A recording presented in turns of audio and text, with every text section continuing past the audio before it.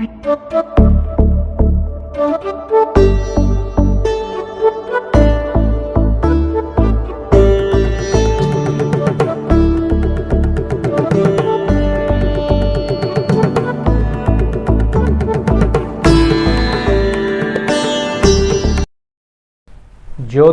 पतये नमः।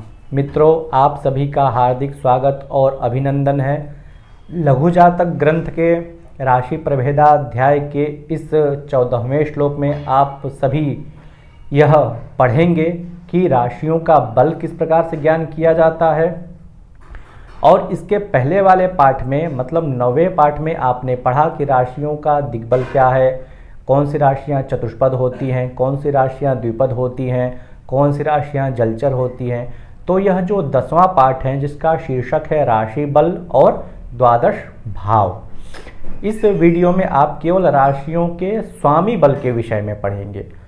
इसके पूर्व वाले पाठों में आपने राशियों के दिग्बल के विषय में पढ़ा था और काल बल के विषय में पढ़ा था, मतलब कौन सी राशियां किस दिशा में बलवान होती हैं और कौन सी राशियां किस समय में बलवान होती हैं।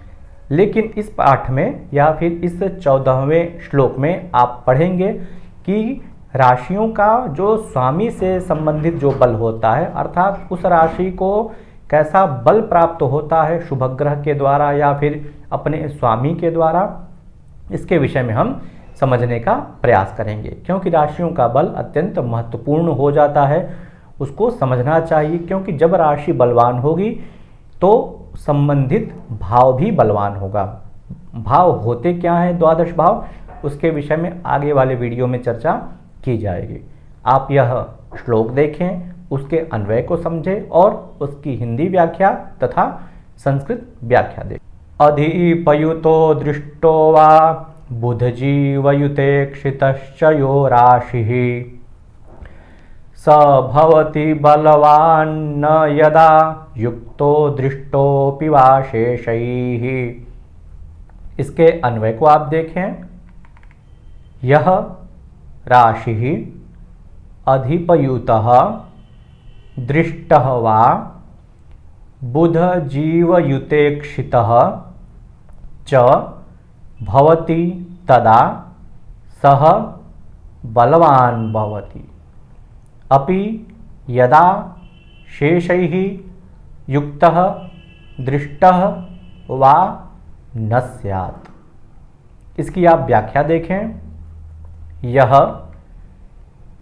यह अर्थात जो राशि भम मतलब राशि अधिपयुतः स्वामीयुक्तः अर्थात अपने स्वामी से युक्त हो, दृष्टः दृष्ट सहितः अर्थात दृष्टि से युक्त हो, वा अथवा बुध जीव युतेक्षितः बुध गुरु युक्तः दृष्टः च अर्थात बुध गुरु से युक्त हो और दृष्ट हो, भवति तदा यदि होता है तो, सह राशि वह राशि बलवान बलयुक्तः बलशाली भवति स्यात् मतलब होती है, अपि संभावनायाम। अपि शब्द कदाचित श्लोक की पूर्ति के लिए और कुछ संभावना अर्थ में भी या फिर प्रश्नवाचक से संबंधित अपि शब्द होता है। यदा यदि शेषैः शेषग्रहैः शेष ग्रहों से युक्तः युतिः युक्त वा अथवा या दृष्टः अवलोकनम दृष्टि नहीं स्यात् नहीं हो तो। अब हम समझते हैं कि कौन सी राशि का स्वामी बल कैसे जानेंगे। तो यह श्लोक में आचार्य वराह मिहिर ने कह दिया है। क्या कहा है? कहते हैं कि अधिपयुतः दृष्टः वा, अर्थात जो भी राशि, मेष राशि, वृषभ राशि, मीन राशि, कोई भी राशि यदि अपने अधिपति से युक्त है अथवा दृष्ट है, मतलब अपने स्वामी से युक्त है या फिर अपने स्वामी से दृष्ट है। अपने स्वामी से युक्त है कहने का मतलब यह है कि मेष राशि है और मान लीजिए मेष राशि में ही मंगल बैठा है, तो वह राशि अपने स्वामी से युक्त हो गई। और मेष राशि है, उसको मंगल देख रहा है, तो भी वह राशि बलवान समझी जाएगी। तो यह देखना किस प्रकार से समझेंगे हम, तो इसके विषय में आगे के पाठों में आपको बताया जाएगा। अभी आप यही समझें कि जो राशि अपने स्वामी से युक्त होती है या अपने स्वामी से दृष्ट होती है, तो वह बलवान समझनी चाहिए। यह दो इसका नियम हो गया। इसके अनंतर भी बताते हैं कि बुध जीव युतेक्षितः, मान लीजिए यदि अपने स्वामी से युक्त नहीं है और दृष्ट नहीं है, तो क्या वह राशि बलवान नहीं समझी जाएगी? ऐसा नहीं है। आचार्य कहते हैं कि वह राशि जो भी हो, यदि वह बुध से युक्त है अथवा बुध से दृष्ट भी है या फिर बृहस्पति से युक्त है अथवा बृहस्पति से दृष्ट है, तो भी वह राशि बलवान समझनी चाहिए।